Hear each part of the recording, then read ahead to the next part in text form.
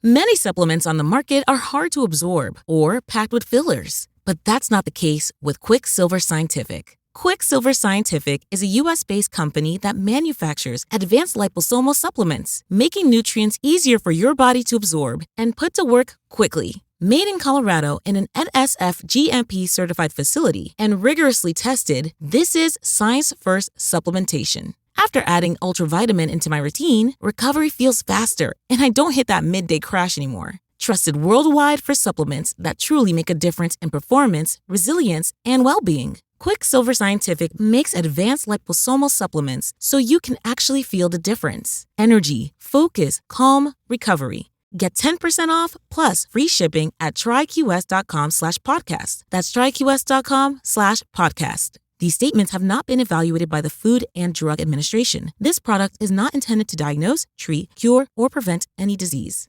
Hey, what's up, y'all? Kelly Clarkson with Wayfair. My favorite thing about the holidays? Decking out my whole house. It's not a competition, but if it was, well, I'd win the season with Wayfair. Outdoor inflatable Santa? Got it on Wayfair. Trees, lights, and ornaments? Wayfair. Hosting must-haves like dining sets, beds, sheets, and towels? Wayfair. For everything in your style delivered with fast and free shipping, visit wayfair.com or the Wayfair app to win the season.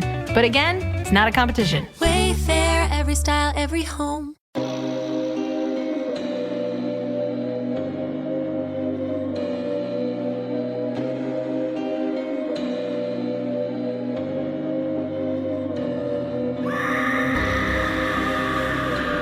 Hello, kitties. This is yours truly, the Crypt Keeper, and you're listening to Slasher Radio.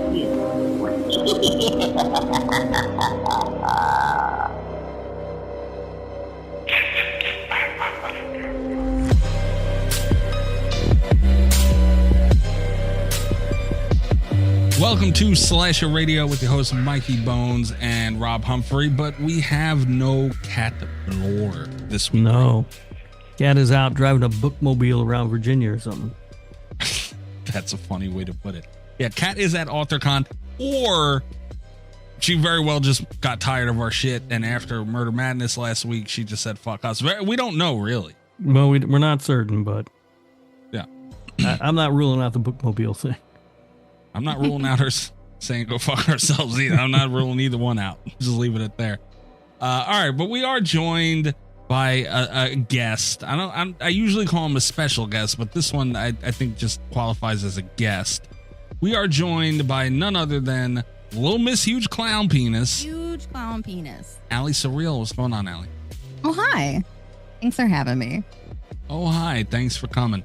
Look, it's like a Cult FM reunion. Right? Yeah, two hosts and someone who's banned. The first band, Greg got banned too, but you also banned. Mm-hmm.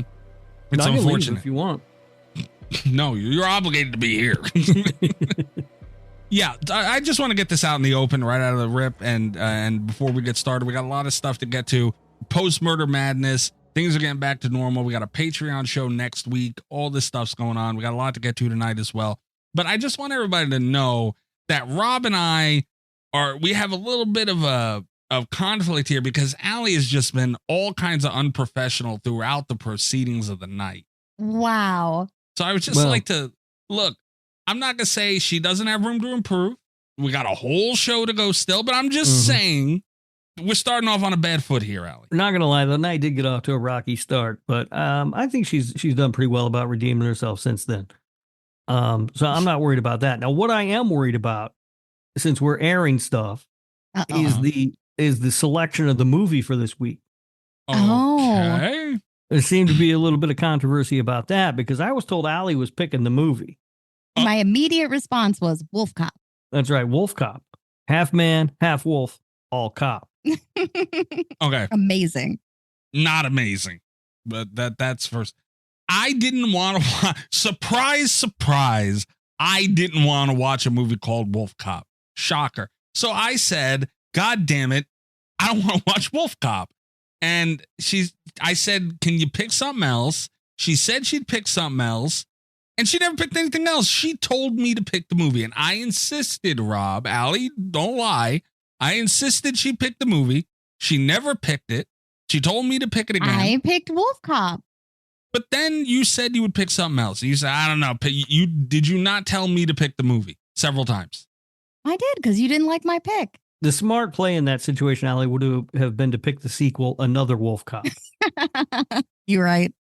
Okay. And hey, I've been backed in a corner on these fucking things before. All right. So it's not like it can't be done.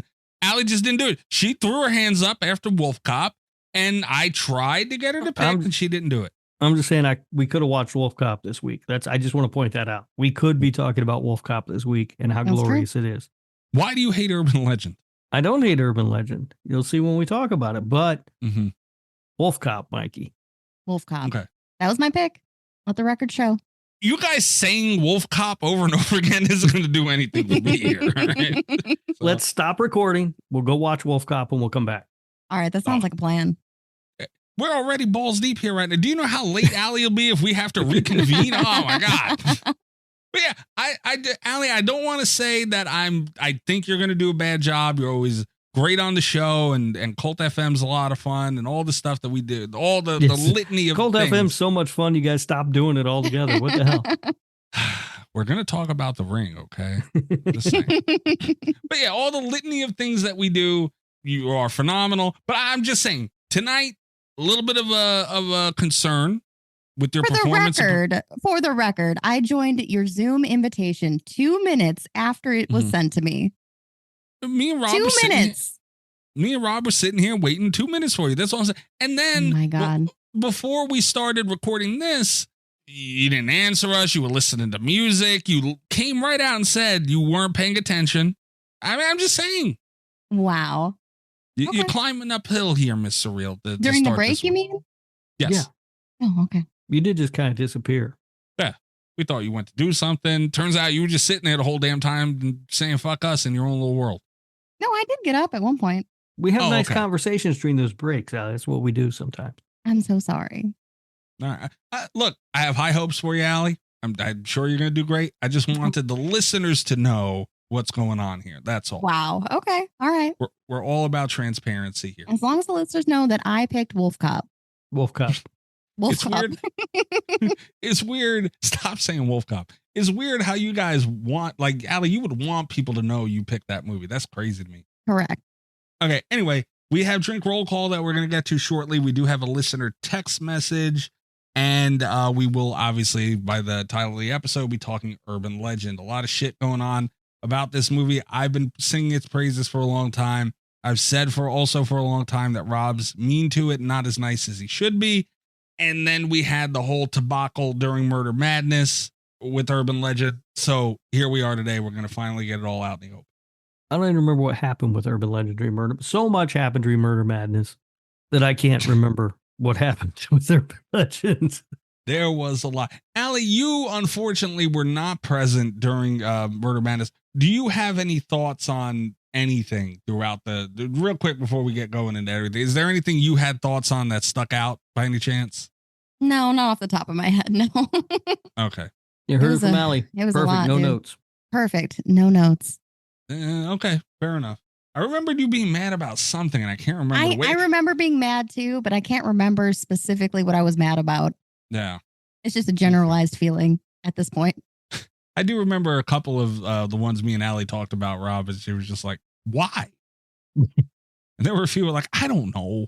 Yeah, I don't know.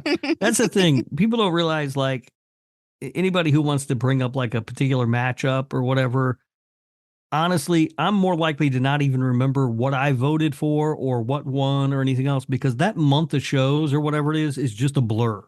Yeah. Like, it's just one matchup after another, and it doesn't get any easier. And usually what we get is, how did, Child's Play lose or whatever? It's like, well, who did it lose to? Because I don't, Yeah. I don't remember. But yeah, Murder Madness is done and over with. Next week, when Kat is back, we will be doing a Patreon show and looking at a calendar really quickly. Unless, of course, the Patreons pick Wolf Cop, then Mike will switch it up on it. Hell of a deal. It looks like, Rob, we might have 2 Patreon shows in a row to make up for last month. I figured we would. Damn, that's usually how the schedule works out. So yeah, and honestly, recollection, I don't think they've ever whammied us back to back like that. The chances they've had. So hopefully that continues. Yeah, Time for the historic Wolf Cop and another Wolf Cop double picture. Oh, good Son call, of a Aly. bitch. Imagine Wait. that Wolf Cop and then back to back with another Wolf Cop. Oh, it's Oh. perfect. Hold on. This is a big deal. I got to make sure there's no holidays or anything. Nesto, bring that damn tree movie up. Okay, I think we're good for at least another month or so. I don't know. Got to watch him with that damn thing. All right, drink roll call. I know Aly has a little bit of. I don't know what's going on here with Aly. She had a banger and she had a couple of things lined up and she didn't know which way she was going to go. And apparently something happened during the break. I'm very interested to hear what's going on with Aly. But Rob, what are you drinking? I am drinking a nice, refreshing bottle of Fiji water. Ooh, Really? Yeah, that is the most refreshing water. I got to get my water in, Mikey. But didn't you make fun of somebody once for drinking water at some point? I think it was Will last week. Sparkling. Well, that was sparkling water. Well, That's it a was little sparkling different. water. Yeah, he drinking with his pinky out. Yeah. But I don't know, maybe. I am drinking 1800 tequila with cran grape juice. Hmm. You're so gross. Interesting choice. Dude, everybody knows I love cranberry juice. I love it. And I accidentally one time I was at this deli getting breakfast and I was just grabbing for ocean spray and I grabbed the wrong one and I got cran grape. And dude, I love that shit. It's so fucking good.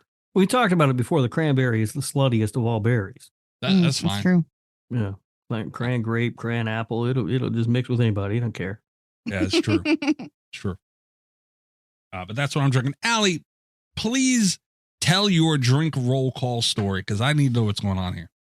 Well, I went to the gas station near my house today, which has just the widest assortment of drink roll call items you could imagine. It had the Sunny D, it had the Monster Hard, Arizona Hard, And Zombie Dust. It literally has everything there. The Buzz Balls.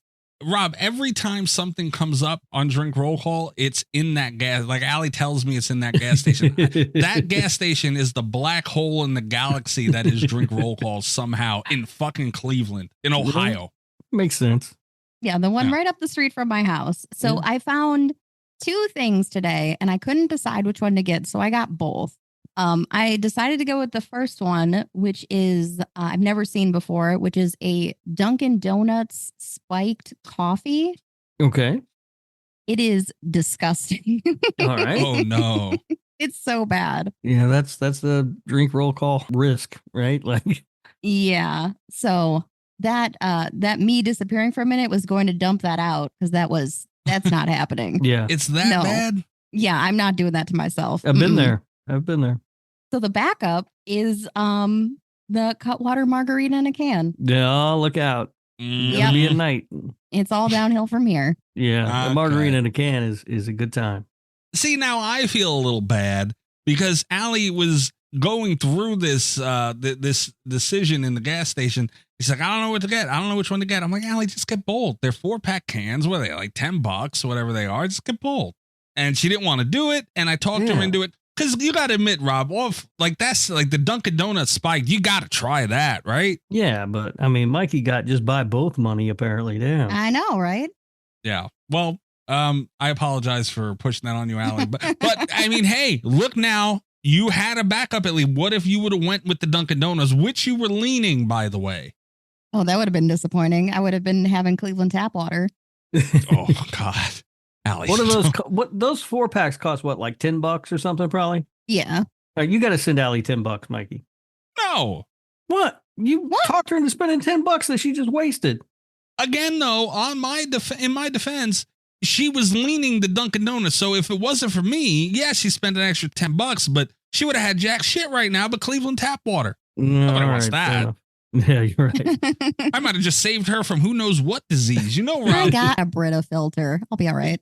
that Britter is no match for Ohio stank. Rob, did you know that they have a river in Ohio that caught fire like a dozen times? 20 years ago. Let it go, Yeah. man. Yeah. Was it the Cuyahoga River that caught fire, Aly? Yeah, the Cuyahoga. Yeah. Yeah. How does water catch fire so often? It's called Cleveland.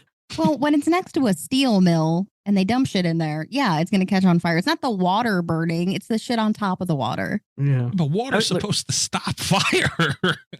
There's a reason it's called a mistake by the lake, Mikey. God damn it. Fair. Yeah.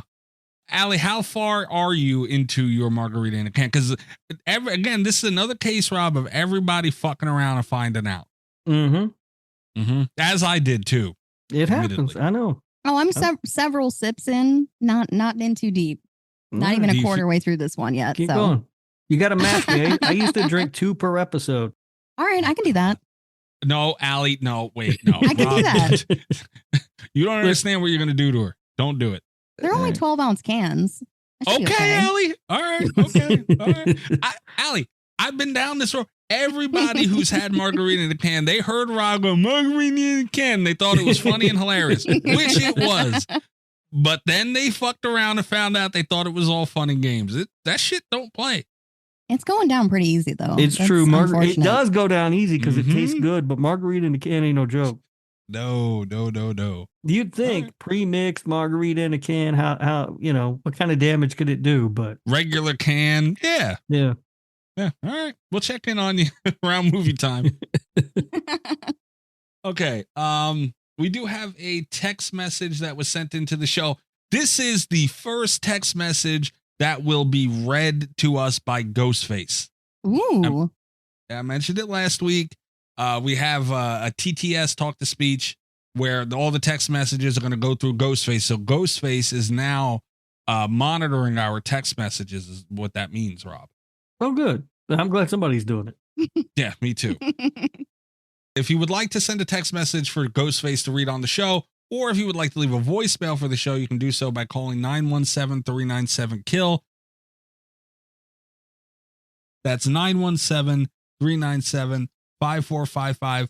You can send anything show-related, horror-related in, and we'll play it and discuss it as you're about to hear now. This text message, Rob, and Aly, is from Will the Thrill. Thrill me. Surprise Slasher Radio. It's me, Will the Thrill. I'm back with another game of the Ahab Protection Program, where I give you 3 notable horror Ahabs, and you choose one to protect while the other 2 come and hunt you down. Okay. Do you remember this, Rob? Yeah. You murder and fucking kill him or something, right? No, that was the other game. That was what was it, Aly? Do you remember? Kill, stab, flight, fight, flight. Fight. And fuck. Stop trying to fuck stuff. But this one is the Ahab protection program. As Will said, he's giving us 3 Ahabs from horror movies, and we have to pick one to protect us, and the other 2 are going to come to kill us. Okay. Let's continue with the text message. Your choices are as followed. H2O, Laurie Strode, Detective Tapp. Post / Tree Gelbman. Okay. So Halloween H2O, Laurie Strode, Detective Tapp from Saw after his next / oh shit. Tree Gelbman. And that I had to think back. They are from Happy Death Day, Rob. Yeah, I know who Tree is. Yeah, you're a big fan of that movie, but I couldn't remember. So if anyone's not familiar, that's where they're from. It's got to be Detective Tapp, right? I don't remember him at all. Like Detective I literally Tapp? don't know. I don't know who that person is. I would like to point out that Laurie Strode is in H2O. She is Carrie Tate is her name. Yeah. But yet and still, Laurie Strode. Carrie Tate was pretty badass in H2O. Yeah, man, that's a problem. She was. Yeah. But Detective Tapp, though, was played by Danny Glover. Right, but he already got his throat slashed, and he's too old for this shit. That's pretty funny. Yeah, that's true, too. It might be Laurie then, because she was a bit... I had this discussion that... when we were arguing Texas Chainsaw and Halloween, Aly. Oh, yeah. The final girl in Halloween really isn't the tote that you could have for that franchise as Laurie turned out to be. But H2O was a big turning point. I'm gonna go Laurie. I'm gonna go Laurie as well. No love to Tree though. Not even from you, Rob. I like the character of Tree, but no, she's not protecting me. Are you kidding me? Yeah, and she's not gonna be much damage. It might. Laurie Strode, I think, if she fought off Michael Myers the way she did in H2O, she'd be able to take out Detective Tapp. Is my thought process, and she'll whoop Tree's ass. Well, now though there is the thing, right? Tree dies, and she goes back in time, and she gets to keep doing it over and over again until she gets it right. That's how the movie works, right? And so, even like I'm trying to remember, I assume that even if I were to get killed by Laurie, she would just go back and reset, go back in time, and I'd be back alive again until she got it right. Yeah, I guess she could bring you back too, huh? Right, because she's just going back in time. Yeah. So it would be before I had died, so I would still be alive. And then she just keeps doing that until she gets, because that's what she does in the movie. I don't know, man. I feel like that'll just be a Groundhog's Day of Laurie whooping Tree's ass over and over, But she just got to get it right one time. Can she though? Against H2O Strode. Well, she's the drunk. The drunk people whoop somebody's ass though. That's the worst one. Sometimes though, they get margarita in a can. Fuck around and find out. They sure do, Aly. So now you know what? I'm taking Tree. Wow. I'm taking Tree. If it was a straight up like fight between them and she didn't have that thing where she could go back in time, then the answer would be Laurie all day. But I think because she can go back in time and keep doing it over and over again until she gets it right, then I got to think eventually she'll get it right. All right. Well, Will's text message does continue and he does give us an answer. So let's see what Ghostface has to say. These characters can use whatever weapons they've used in the past to protect you, but I will restrict Tree to 5 lives. Good luck, have fun. Okay. Well, that changes things now. That changes my entire answer. Okay. Laurie Strode will whoop her ass 5 times. Easy. It's going to take her more than 5 times to figure it out. God damn it. It will take more than I'm assuming it's going to take her more than 5 times to figure it out. So Laurie's the answer. Yeah. Right. And the detective Danny Glover is off the table immediately. I mean, it says post throat slash. I'm assuming his throat's cut. Like, what good's that guy? What's he gonna do? Bleed on me? And I can just try and hide in the pool of blood. Yeah. Although if it was Danny Glover and Lethal Weapon, though, Danny Glover all day. Yeah, right? He's still too old for that shit. He whooped somebody's ass, man. Love Lethal Weapon. He got strapped to a toilet with a bomb on it. That's very sneaky too. It took us a minute to catch on to Tree's ability with Happy Death Day. Very sneaky, Will. Yeah, Will pulling it away at the last minute. But yeah, so if Tree had infinite chances, obviously, you got to assume she'll get lucky and a piano will fall on Laurie or something at some point, right? Like, she's just. But if she's only got 5 chances, then I would take my chances with Laurie. Okay, fair enough. All right, let's see what Ghostface has to say for the rest of Will's text. I personally chose Laurie because I think she is stealthy and unpredictable enough to combat anything Tree would throw at her. And I think Tapp is too unstable to keep up with Laurie. Thanks, and huge killer clown from outer space penis. Wow. There you go. There we go. Wow. Okay. Interesting addition to the penis thing there, Will. Good job on that one. Thrill me. Laurie all day. This one was easy, but a good mix in with Tree. Like if you didn't limit her to 5, even 10, though, I think I'd go with Laurie. Yeah, probably. Yeah. Good game though, Will. Aly, that doesn't change with the regen, I guess we can call it. That doesn't change your outcome, does it? No, it doesn't. Okay, fair enough. All right. I don't think we have shit else to do but talk about the movie. Well, I'm going to need you to check Twitter, Mikey. Oh, come on. This is from... Wait. I need to hit my button first. Let me be happy.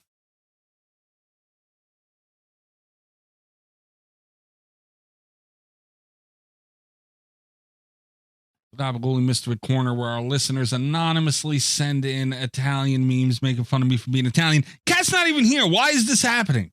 Well, I was sent one by an anonymous listener, and it's a fun little twist, I think, on the Gabaguli Mystery Corner, by the way. Okay, interesting. I think you'll enjoy this one. I try and describe the memes on the show. The images and the memes themselves go up on Patreon.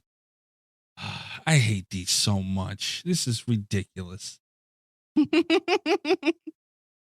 Everybody, okay. It's a King of the Hill meme. And what, dude, honestly, like, here's another, I might get in trouble for this. I didn't really like King of the Hill. It was fine. Yeah, It's okay. They had one really funny episode where I don't remember the premise of the episode. I just know that somehow Bob Dylan ended up there, and he was talking to the one guy that you can't understand, and they were going back and forth, and that was really funny because you couldn't understand Bob Dylan either.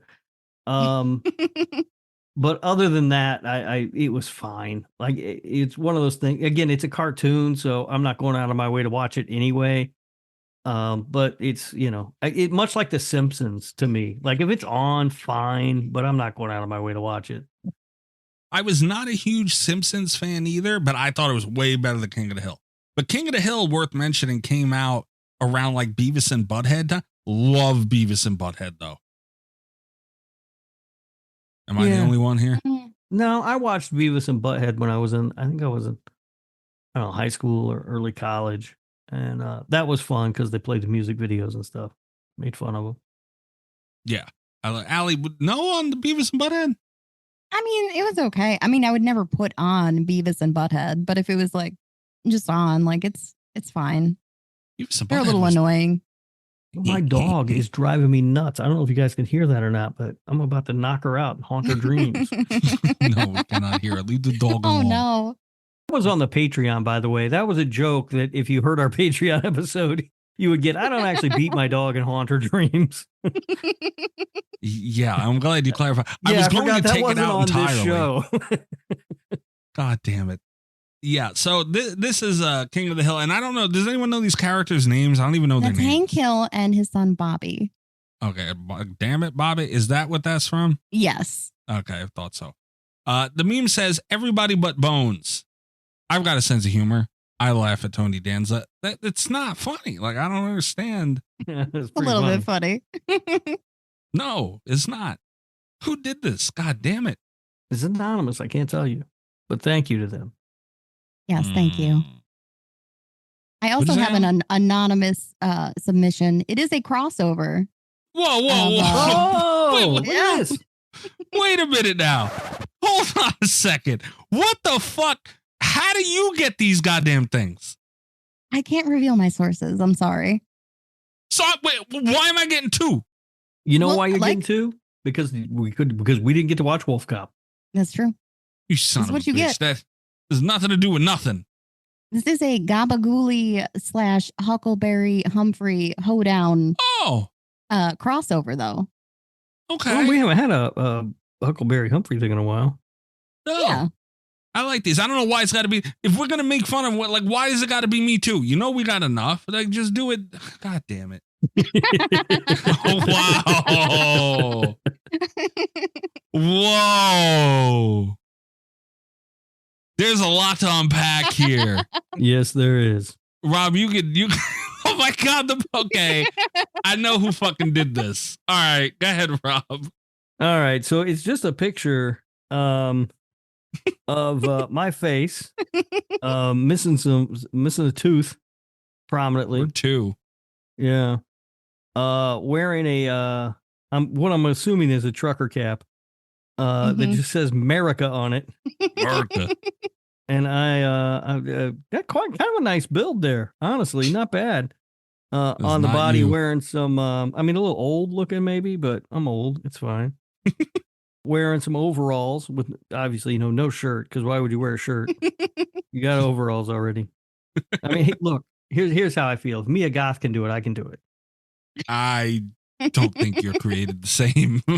And I'm holding the bucket of KFC that lovely has my face on it. With my people haven't even. I don't know if people are even aware of the mustache that I put on for that picture. I know one person who is. But then in the bucket of KFC, instead of chicken, there's a bunch of just capiche hands. So I don't know if I missed anything in there or not. There's a lot going on in this picture. I think you nailed it all. The capiche hand, and I looked at it at first before I opened it, I was like, oh, I didn't get hit on this one at all. This is great. And then I seen the capis. I thought they were just chicken in the KFC bucket. It looked like It does kind of. It doesn't look like chicken. It doesn't look like fried chicken though. So I kind of zoomed in on it because I was like, "What is that?" And then I realized, oh, that's capiche hands. I get it. Okay. As I clicked it for it to enlarge, I noticed the guy. I said, "God damn it!" I knew what they were immediately. Yeah, this one. It obviously he don't give a fuck, but I know where this one came from because Rob did take a picture with the Screaming Sicilian. The mustache from that box. Yeah, to bust my balls about it. And I sent it to one person. Thrill me. Not gonna say who that person was or nothing, but you might have just said it. I didn't say nothing. All right. I didn't. Thrill me. That's not even my voice. I don't know where it even came from. But yeah, this is hilarious though. Wow. Okay. Little crossover moment. Look at that. Yeah, it's happened before. These people, like guys, there's a whole segment that's booked that we've been doing for over a year and is booked for over a year to come. If you're gonna do the Huckleberry Humphrey thing, why you throw me in there? What the hell? All right. Well, I'm glad that's over. So we're gonna take a really quick break, and we are going to be right back and finally get to a much lore anticipated for the show episode, a discussion of urban legend. Many supplements on the market are hard to absorb or packed with fillers, but that's not the case with Quicksilver Scientific. Quicksilver Scientific is a U.S.-based company that manufactures advanced liposomal supplements, making nutrients easier for your body to absorb and put to work quickly. Made in Colorado in an NSF GMP certified facility and rigorously tested, this is science-first supplementation. After adding ultravitamin into my routine, recovery feels faster, and I don't hit that midday crash anymore. Trusted worldwide for supplements that truly make a difference in performance, resilience, and well-being. Quicksilver Scientific makes advanced liposomal supplements so you can actually feel the difference. Energy, focus, calm, recovery. Get 10% off plus free shipping at tryqs.com/podcast. That's tryqs.com/podcast. These statements have not been evaluated by the Food and Drug Administration. This product is not intended to diagnose, treat, cure, or prevent any disease. Hey, what's up, y'all? Kelly Clarkson with Wayfair. My favorite thing about the holidays? Decking out my whole house. It's not a competition, but if it was, well, I'd win the season with Wayfair. Outdoor inflatable Santa? Got it on Wayfair. Trees, lights, and ornaments? Wayfair. Hosting must-haves like dining sets, beds, sheets, and towels? Wayfair. For everything in your style delivered with fast and free shipping, visit wayfair.com or the Wayfair app to win the season. But again, it's not a competition. Wayfair, every style, every home.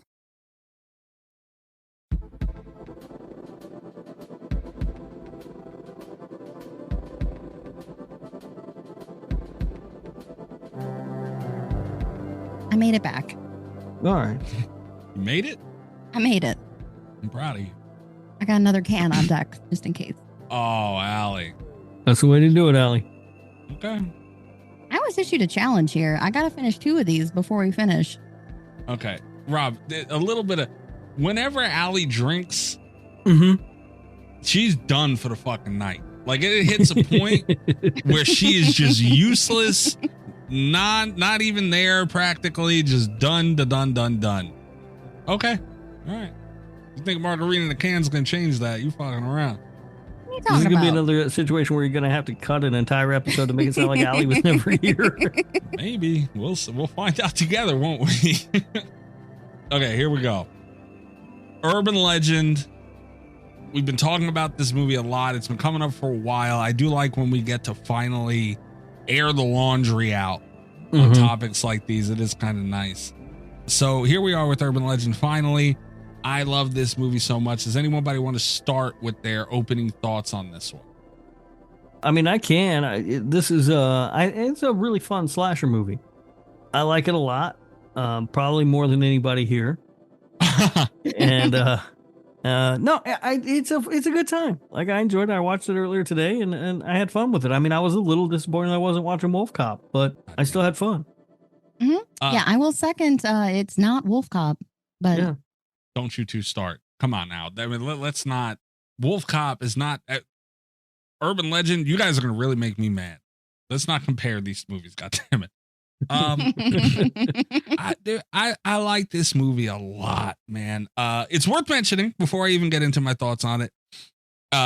Urban Legend was done once before on this show. It was actually the last episode that Bobby was on of Slasher Radio.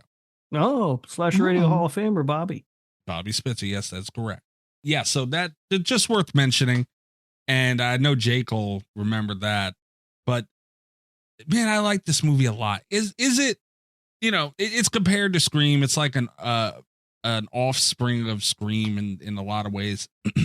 But there were a lot of Scream wannabe movies that came out after Scream, and this was, I think, one of the better ones. Was it as technically sound as Scream was? And hell, if we're talking technically, even I Know What You Did Last Summer, I think Urban Legend is light years better than I Know What You Did Last Summer.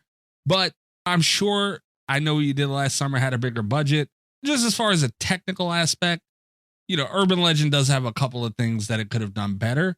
But man, as far as the story it told and the performances mixed with the kills and the effects, I think it was great, man. And they really did all those things really well. And it added up to a really good movie. It is better than I Know What You Did Last Summer. It's not better than I Still Know What You Did Last Summer, though. Aly, come on, man. I know you take up for that stupid ass movie, but even you can't. Come on. With Urban Legend, pick one. I do think I Still Know What You Did Last Summer is a fun movie. Mm-hmm. I will always say that. But I think Urban Legend is better than I Still Know What You Did Last Summer. By a lot, right? Yeah. Thank you, Rob. I'm pulling up my list. Oh, Lord. That list is the most damned thing under the sun, I swear. I don't even know if Urban Legend's on my list. That's on you. I told you the list is wrong. If it's not on there, and my anchor that I've planted on you hating this movie is really just getting too big to ignore. I Still Know What You Did Last Summer is number 85. The fact that it's on there. Urban Legend is number 95. So clearly I Still Know What You Did Last Summer is 10 movies worth better. Why? Shocking. I can't believe you. It's a good movie. I like it. I like both of them. We're not going to. No, clearly not. No. Urban Legend's on my list, Mikey. It's one of the 100 top horror movies of all time. Way too low. Like, way too low. Anyway, Aly, what are your opening thoughts on this one? Not Wolf Cop, but still very fun. I haven't seen this movie in I don't even know how long, so I was actually kind of excited to rewatch it. Would rather have been watching Wolf Cop, but we'll let that go. Saying that. Yeah, it's not Wolf Cop. Sure. Okay, yeah, it's just a really fun slasher movie. Very Scream-esque. Very Scream-esque, mixed with Friends. Every time they're in that coffee shop, whatever, just like Friends, sitting on the couch, it was very funny that they had that in there. One of the things that I I'm drunk, about this movie the most is the concept of urban legends themselves. They can get so... This movie could have got real cheesy real fast. And especially in the 90s when this came out. And they didn't do that. They took things and kind of stuff you wouldn't have thought to put in there, like Bloody Mary and stuff are the types of things that come to mind.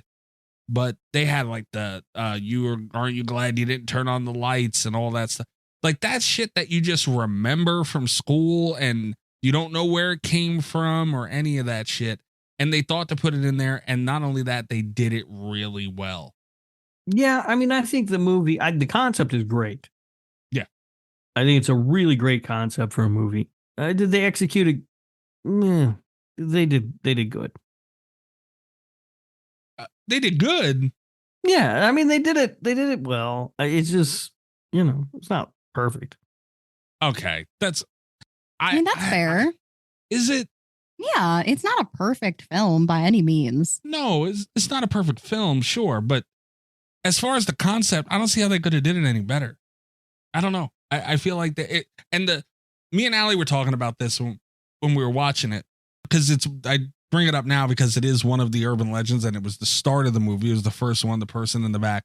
Man, I'm ashamed of myself for not bringing it up when we talked on Cult FM about best opening scenes of all time. This one's, it might not have made, what'd we do, top 5, Aly? We did top 5, but watching that opening scene again, I had the same thought of, this is a pretty good opening scene. Yeah, it's a really good opening scene. Yeah. Probably not top 5, though. It's really good, though. I might have taken off Jurassic Park for it. I don't think Jurassic Park deserves to be on there. We had that discussion then, though. Jurassic Park deserves to be on there, but I don't know. I mean, I'd be hard pressed to say it's top 5 or not, but it's really good. I mean, it's probably the best thing about this movie. It is. It like sets the whole tone for this film. It's very yeah. I mean, I don't know that the movie ever gets better than that. No, they got like Turnaround playing on the radio and she's not turning around. You got Brad Dourif being the harbinger of whatever. And it's a really good opening scene. Yeah. Although I do want to mention about that. They're playing Total Eclipse of the Heart and she's singing Turn Around. And of course, there's the guy behind her. And so it's kind of funny, right? It's like a little cute, kind of playful use of music there. Mm-hmm. They do that again in the movie, though. And then it's just irritating. I like it when you do it once, but you don't need to do that kind of thing more than once. Because later, when Joshua Jackson gets in his car and he starts it up, the theme song to Dawson's Creek is playing on the radio. And it's just like, all right, you did it pick one or the other. I don't need both of those in one movie.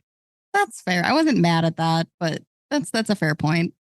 Okay, fine. Yeah. But that's that. I think that was more of it being a victim of its time in the 90s, maybe, more than anything else.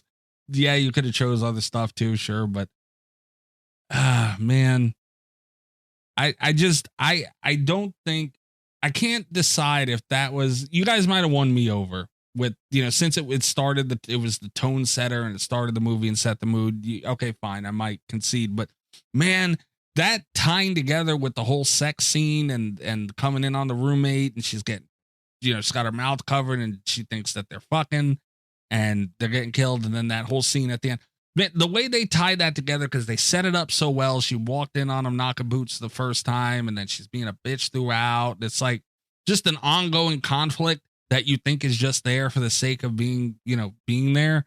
And then to tie it together with one of the best deaths in the movie, even though you didn't really see it, it was more aftermath. Dude, that was a really cool moment too.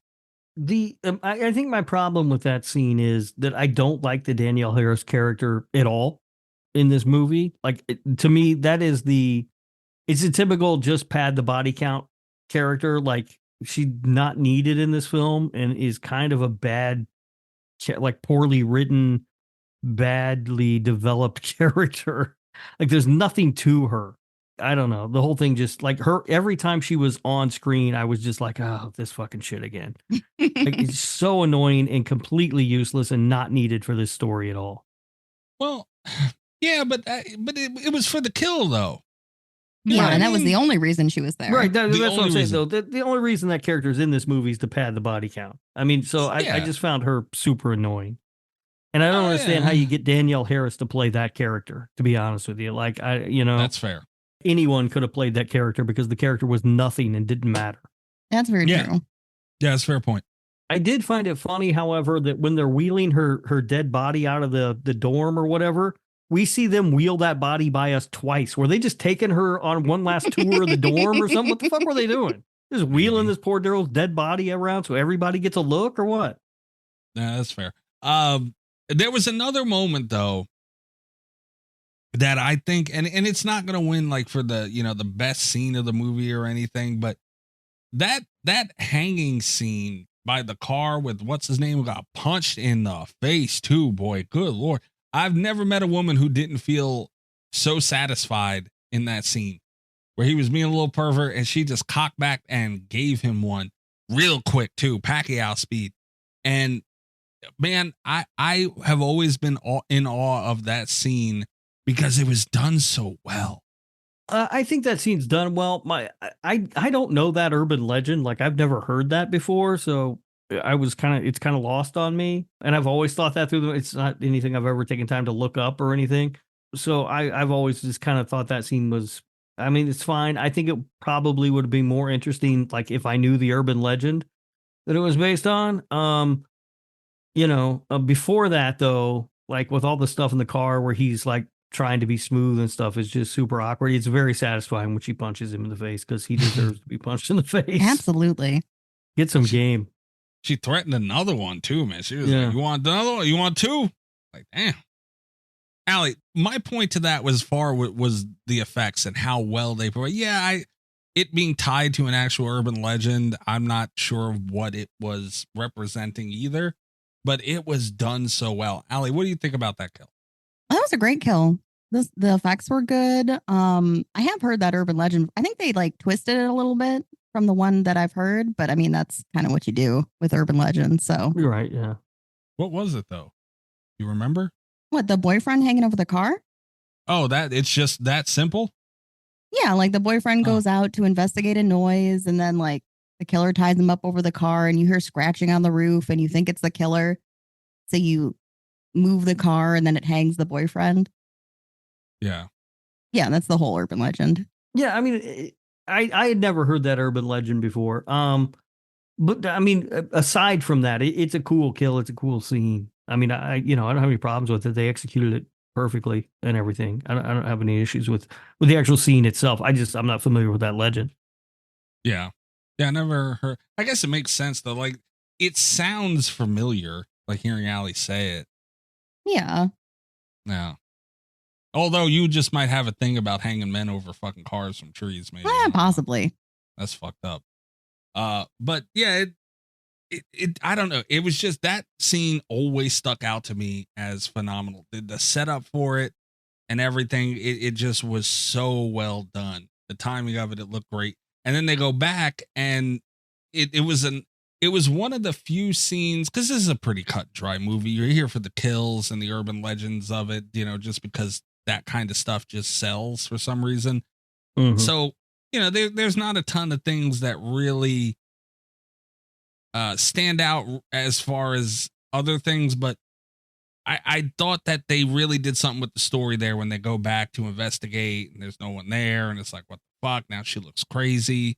And yeah, I just thought that scene was a real turning point. You start off the movie with that opening scene we talked about. I think the sex scene was before it.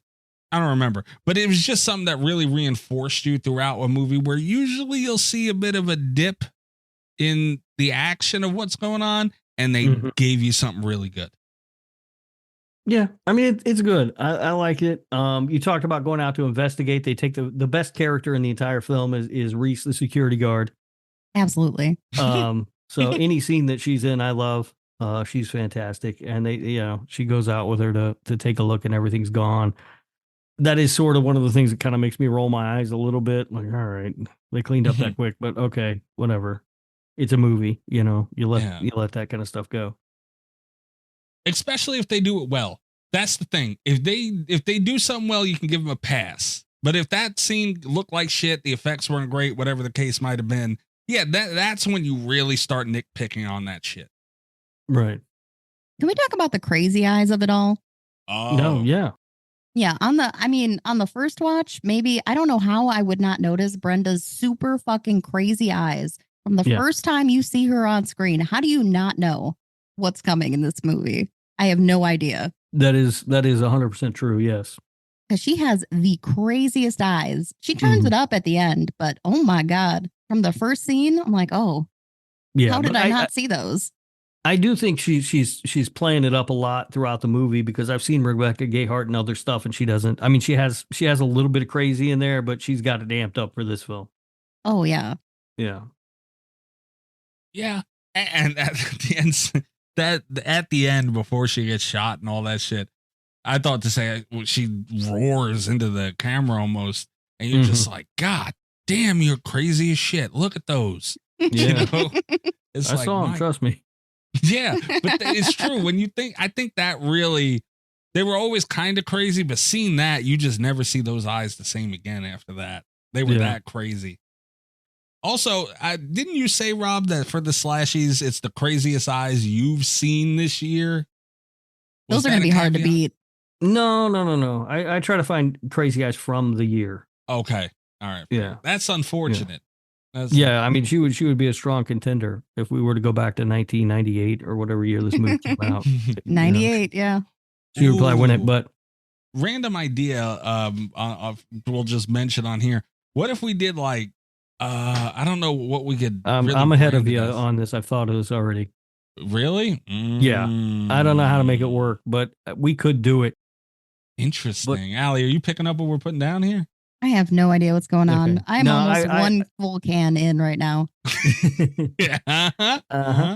I have I've had that thought before too, Mikey. I'm not exactly sure how we would go about it yet. It's more of a scheduling thing than it is anything else, and none of this is interesting to anyone listening right now. But it's more of a scheduling issue than anything else of just where would we put it, because I do think it's a good idea. Fair enough. We got to workshop that one. Maybe Aly can help a little when she's not rotation to the earth. Yeah, let me know when I can understand what the fuck you're talking about. Well, once she finishes that second can, she'll have all kinds of ideas. That's true. And all of them probably involve getting naked for some reason.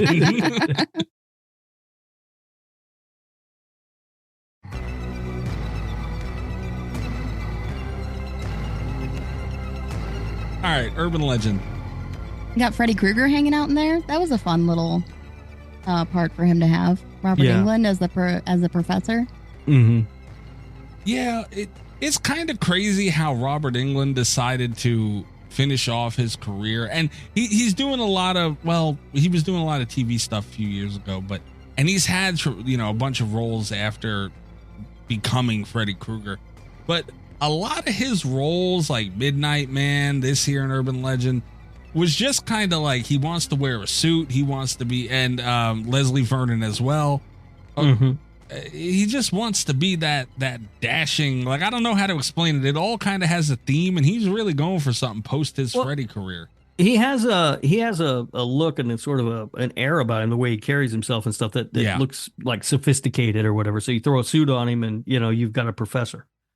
Yeah, he's Robert Englund. He's great in this movie. And there's another podcast I listened to, and I can't remember which one it is, but I can't remember. I listen to too many goddamn podcasts.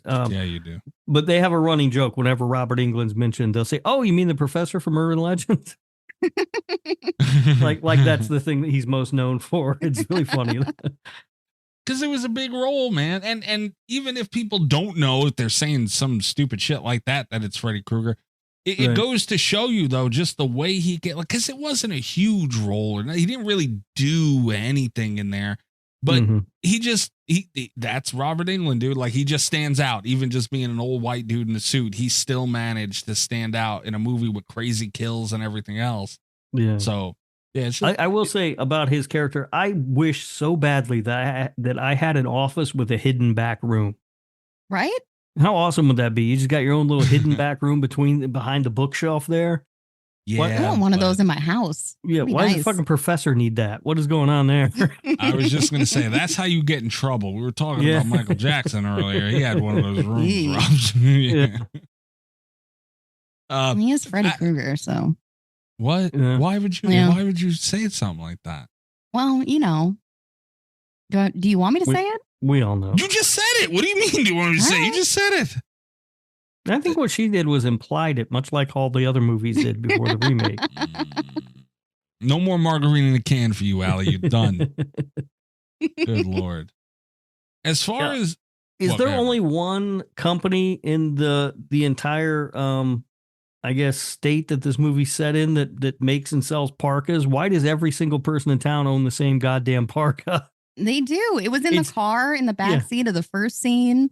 Yeah, and the girl who walks into the pool's got it on. Robert Englund's got one hanging up in his little hidden back room. The janitor, when he picks her up towards the end to give her a ride, he's got one. And they're not only the exact same parka, they're all the exact same color.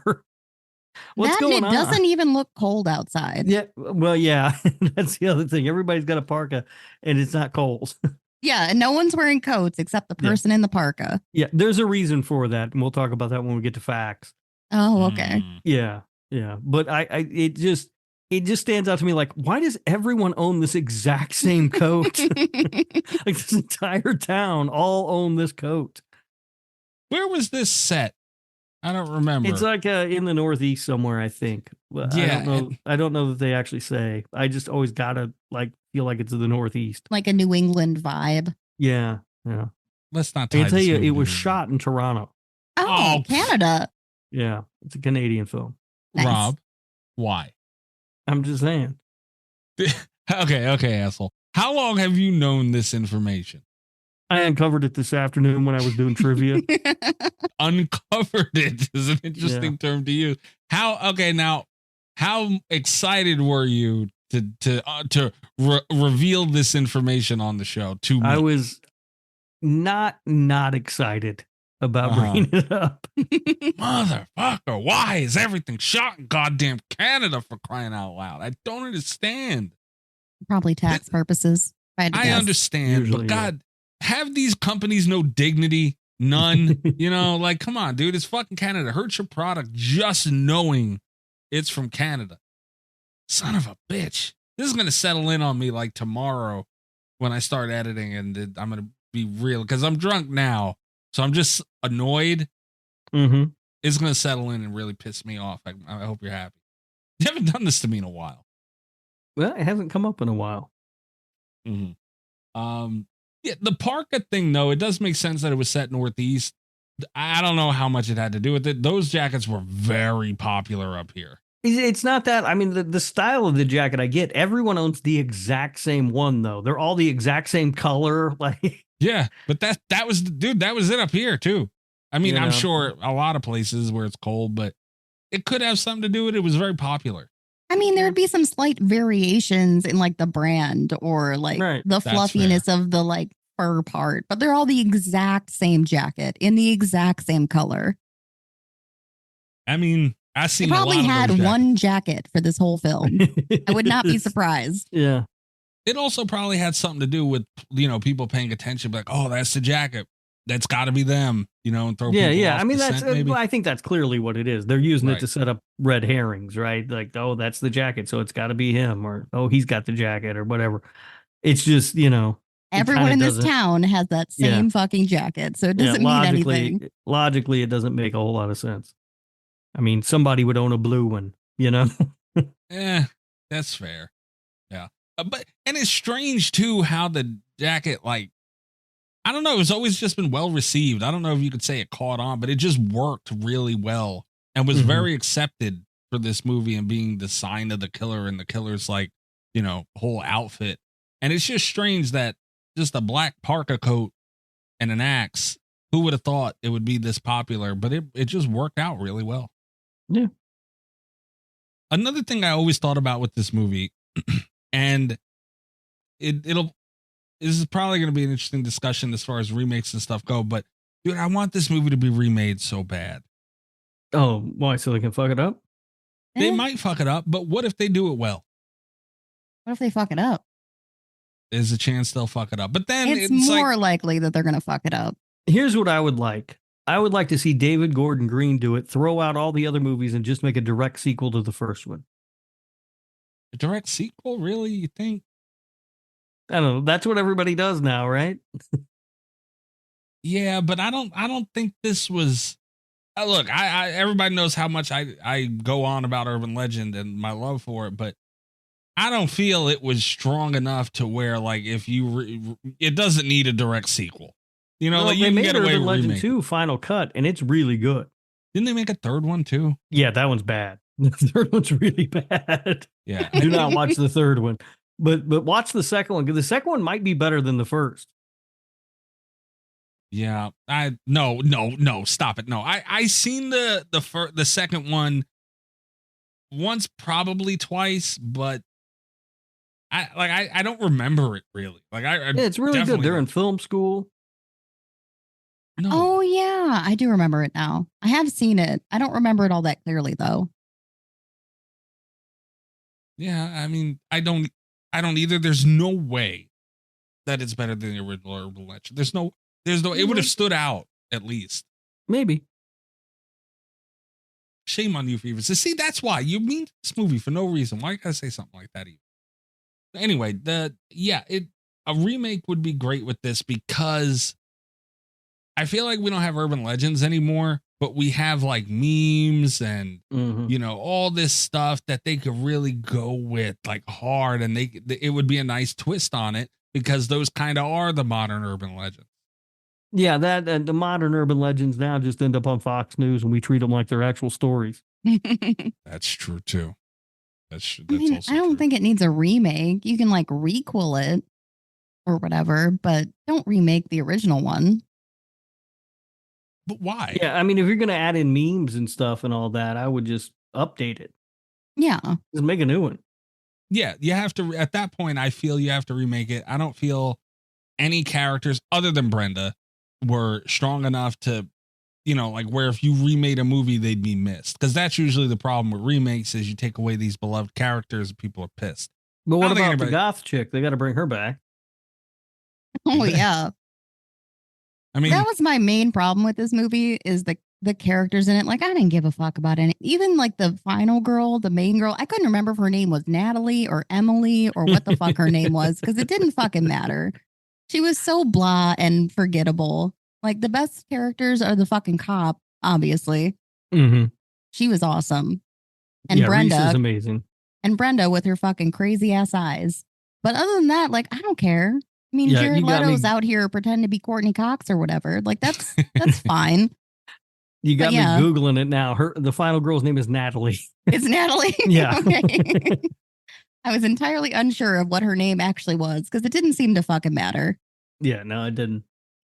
As I watched it this time, I felt like her performance isn't very good. It's not. It's pretty lackluster. Yeah. Like, she's fine. The Alicia Witt, the main actress, the main character, like she feels flat. She's very flat. Yeah. And of all the characters to be flat, you know what, Mikey? Not everybody's blessed, Allie. Don't say that about the woman. What's wrong with you? Come on. Of all the characters to be a flat character, I feel like the main final girl should be more dynamic than her, and she's just blah. Yeah, I agree. Yeah, but again, that's what I'm saying though. Nobody's gonna be mad she's not in the remake, and if they are, they're stretching and reaching. So that's what I'm saying. You can get away if you're gonna redo a movie like this. Bring Reese back. That's all I care about. Right? Yeah. If you don't bring back Reese, you're screwed. All right, that might be fair, but even that she's in there. That's a role where you can, it's not super important to where it would be demanding. Like, it wouldn't cost a lot of money. Well, not that it just makes sense. It makes the most sense if you're gonna update something like this. You would need to just start fresh. And dude, stuff like Momo and all these dark things that could be on the internet, they could really get a very dark movie out of this, and I think it would be awesome. There's a risk they'll fuck it up. We say it all the time. The movies they need to remake are the ones that had a good premise but were executed poorly. Let's not use the term poorly here. That is what we say. But no, I just think this is something I want to see again. And it obviously is all predicated on whether or not they could do it properly or do it well. But that's with anything. Like, you always cross your fingers and hope a remake. Yeah, that's all you can do with them. And usually I just go in and not hope. I'm just like, this is going to suck. And sometimes you get surprised, but not very often. No, but I mean, hey man, you get somebody, I feel like Christopher Landon would be great for this. Mm-hmm. There's a lot of, or even just a new director, like somebody who's done some really cool stuff, maybe even on an indie level, and just give him a shot with a movie that's not going to get a huge budget. But dude, the 90s sells for some reason. You bring back Urban Legend and just market it from, it's the remake of the 90s and really bring up, all you got to do is say 90s. And for some reason, people get interested. Yeah. And nowadays you can grab that new audience too, with it being more internet based and shit like that. I just thought that this should be done for a long time, and someone needs to give us money to do it, and it'd be great. Yeah. Let's talk about the radio of it all, because I always like to look at that. Boy. Always interesting to hear this too, by the way. Yeah. It is awful in this movie. They do not get it right at all. just from first, I did college radio. And I can tell you that, first of all, no college radio station in the country, not the station that allows students and stuff on anyway, looks like that.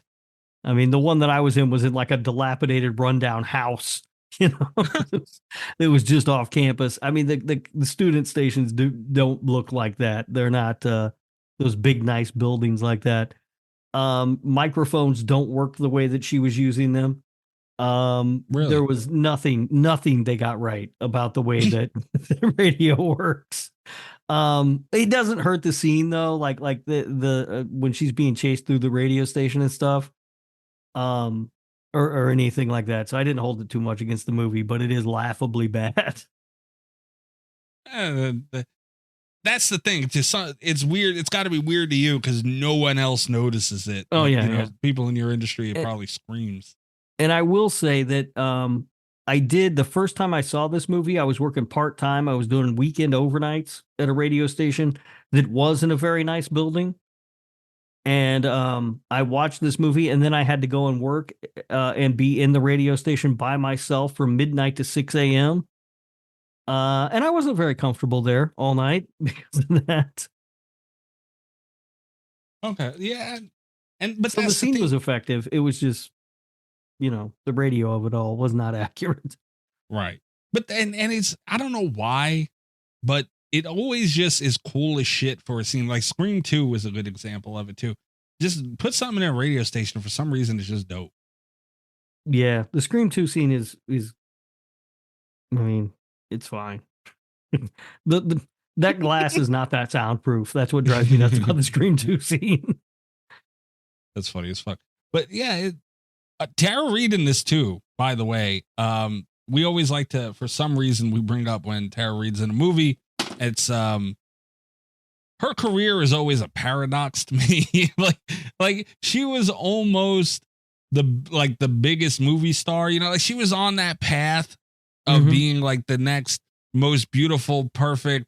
You're not the greatest actress in the world, but damn, you're so beautiful, and we're gonna put you in a bunch of stuff anyway. And it just never happened.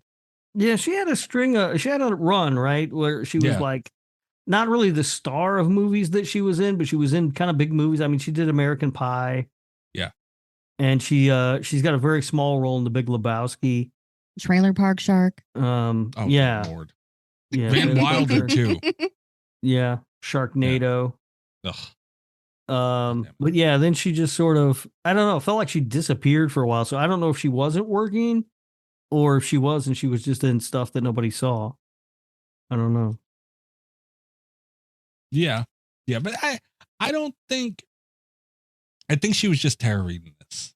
Like, and that doesn't mean anything very good, and it doesn't mean anything very bad. She was Tara Reid, and she was in it, and she did fine. I don't think it was the best movie she's been in, but this was definitely before the decline. Yeah. And it's what is funny, I will say about the again, sort of the radio part of it is there was a time in the mid and late 90s where shows like that she was doing were very popular.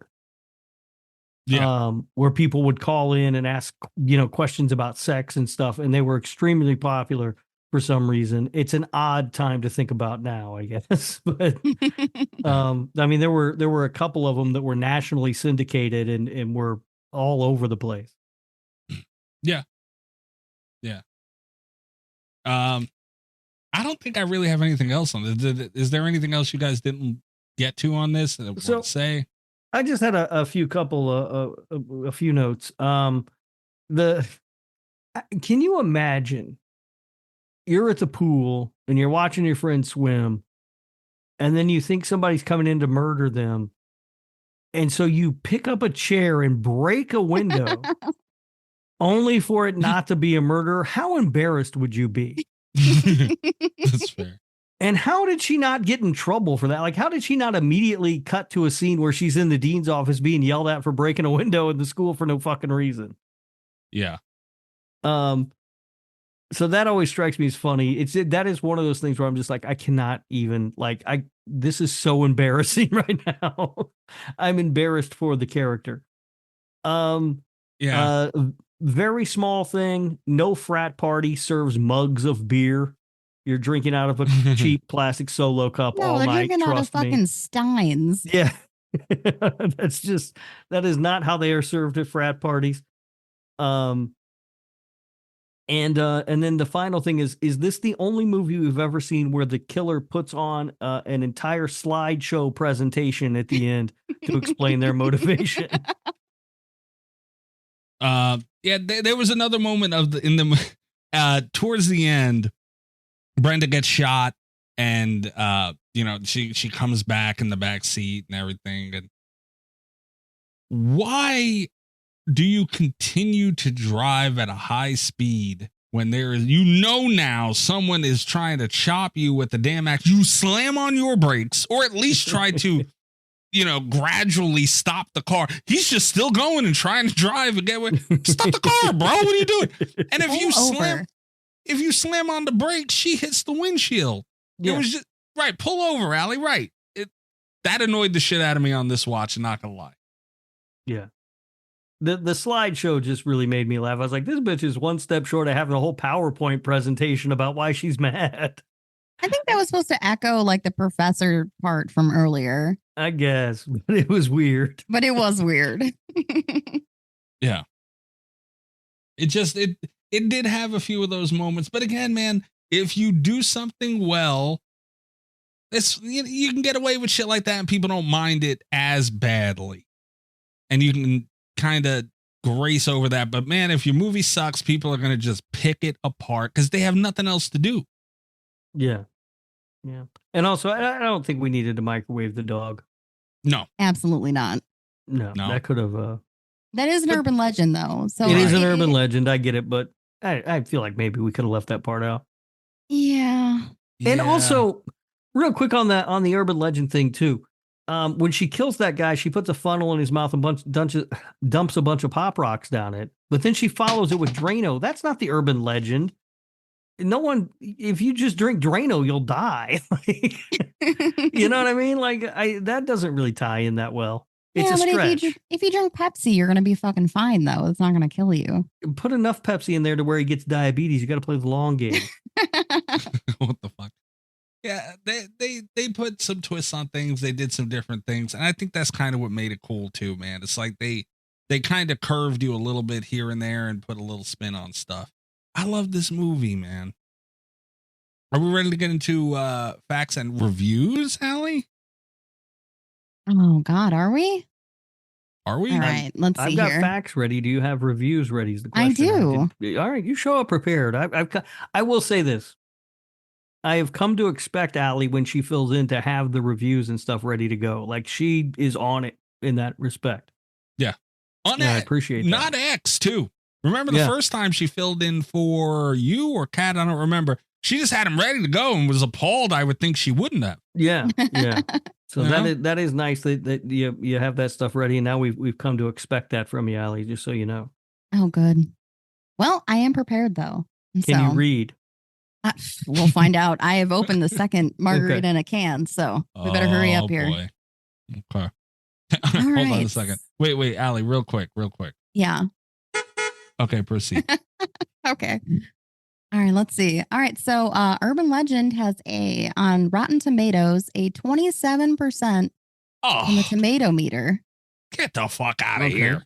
And a 37% on the audience score.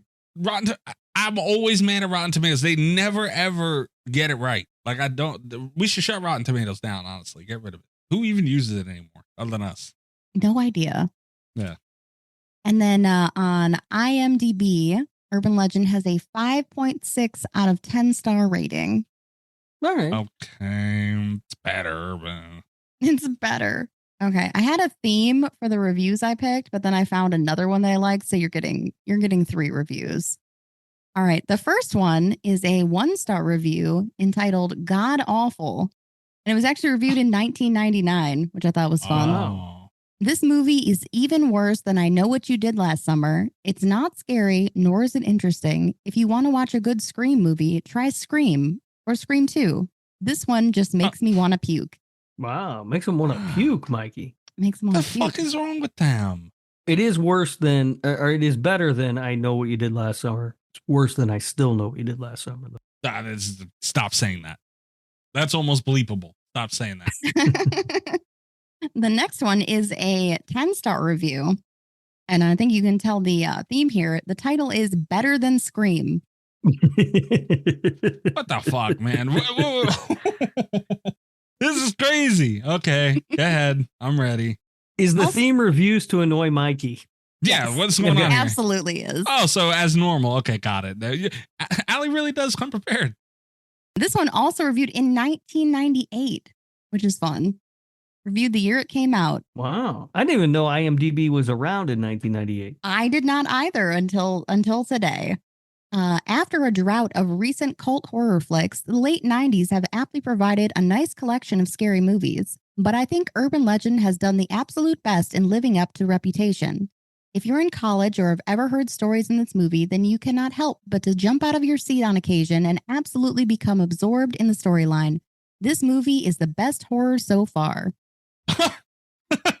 Okay. The best horror so far. Number one. Okay. I like this movie a lot. I'm not going that far. Good Lord. See, and it might sound mean though, but like somebody like that, I just don't value your opinion in horror movies. Like it just doesn't matter to me. It's the best horror so far, Mikey. No, it's not. The Exorcist, Halloween, Texas Chainsaw. Yep. Better than all those. And my final review is also a 1-star review, but I kind of fell into a rabbit hole of reading all of this man's reviews because he hates everything. Nice. I like him. This one, not quite as quick to review as the other ones, but it is from 2003, so still pretty old. Okay. All right. The title is Not Scary at All. Back in the day, the best horror films were Hitchcock movies like Psycho and Frenzy. Even after Hitchcock, The Exorcist was frightening, and Brian De Palma made scary stuff like Dress to Kill. Now we've hit the bottom of the barrel. If a bunch of people being hacked up is scary to you, then this movie, and about 100 other wastes of time, should be right up your alley. The only thing that was remotely scary in this movie was the acting. And just for the record, any movie that microwaves a poor, helpless dog should be banned. Kill all the people you want in these slasher flicks. You can even hack up cats, birds, hamsters, manatees if you want, but leave dogs alone. Well, let's not. Leave the manatees and the hamsters and the cats and birds alone, too. I mean, leave all animals alone. Yeah. We don't need any of that. The dog did seem gratuitous to me. I mean, I know it's an urban legend, but I felt like that could have been... They could have done like something else could have been in the microwave as like a way to upset him or trick him or whatever, you know? It didn't have to be the dog. For reference, the only thing this man has given a positive review to was Maximum Overdrive. God damn it. I love this guy. This guy's amazing. He's, you know what he is? From the way that review sounded, he just sounds like an old pissed off man. And I love it. He called Dumb and Dumber stupidity on film. Which, you know, it's not me, is it, Aly? I don't think so. Okay. No, it does, but he's wrong about Maximum Overdrive. But yeah, Rob, did you hear that? He called Dumb and Dumber stupidity. Yeah, well, he's right. It is stupidity. I mean, yeah, but what did he expect? You watched a movie called Dumb and Dumber. What were you looking for? Fucking sophistication here? Stupid ass. This is who likes Maximum Overdrive. About 1 star for 28 Days Later, by the way, entitled How Not to Make a Horror Film. He's not wrong about that. That movie's not good.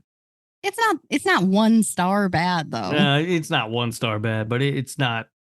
I remember really liking that movie, and then back on This Horror Life, we did an episode on it where we watched it, and I hadn't watched it in a long time, and I was like, this movie's really not that good. Like I think it was.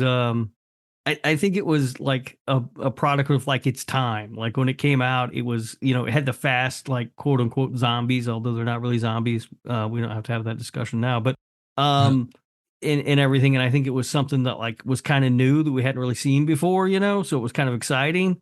But watching it now, it's not a very good movie. Are we ready for trivia? Yes, sir. Yes. Did I delete the trivia? Oh, I did not. There it is. Okay. All right, here we go. The estimated budget of this movie was $14 million. Its worldwide gross was $72.5 million. God damn. That's a lot of money. Yeah. We touched on this a little bit. The killer's outfit is based on the fact that the film was originally planned to be set in the middle of winter. When the weather was too warm, they decided to drop the winter aspect of the storyline instead of putting in fake snow and all the outdoor scenes and stuff. And they just stuck with the same costume for the killer, even though they didn't dress the extras and things in winter outfits like they'd planned either. Okay. Damn. Well, that makes more sense. Yeah. It was, I guess, sort of just kind of unseasonably warm or whatever. And what are you going to do? In Canada? Yeah. Why Danielle we're Harris, still doing Canada? Okay. Yeah. Danielle Harris was a smoker at the time, and she was thrilled to be allowed to smoke while working.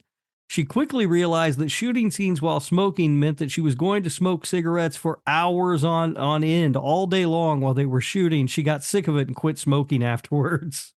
Oh. Damn. That's I'll never true. do it. Look, it's rare. I can't think of it ever happening. Someone, and I was a smoker for a long time. Mm-hmm.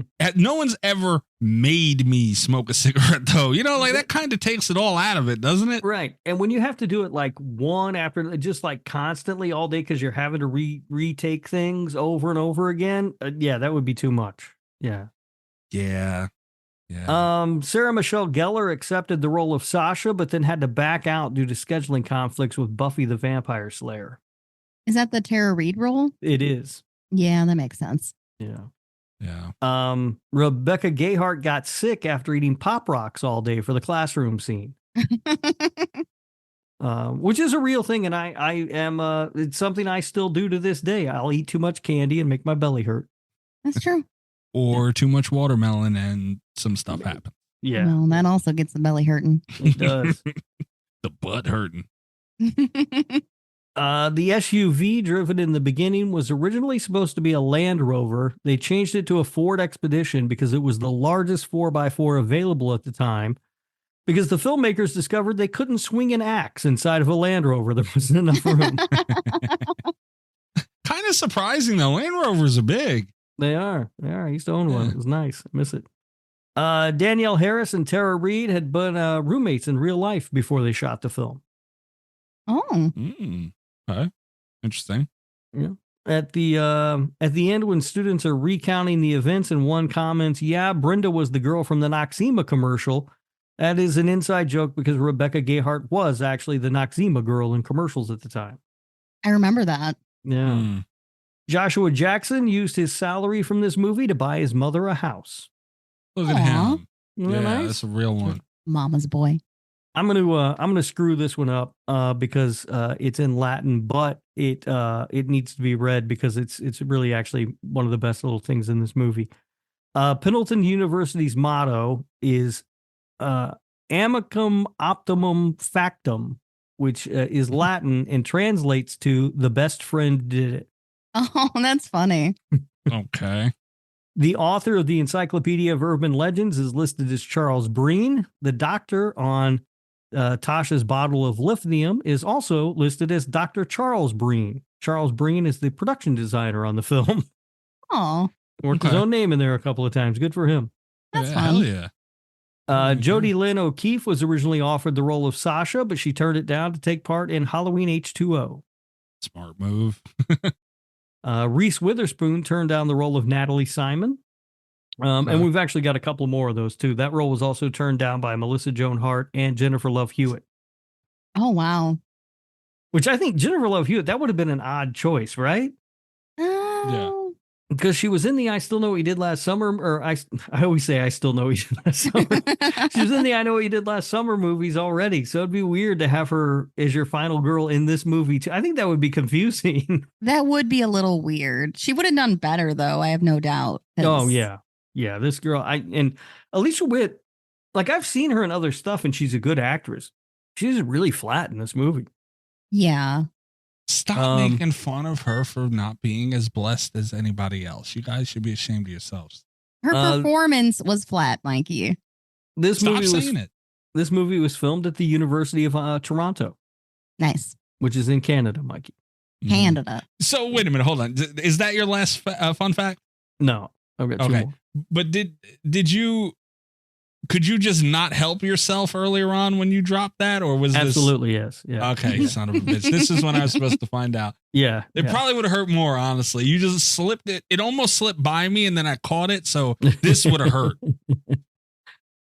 Throughout the shoot, Jamie Blank sought to keep on-screen violence muted or implied rather than shown in explicit detail.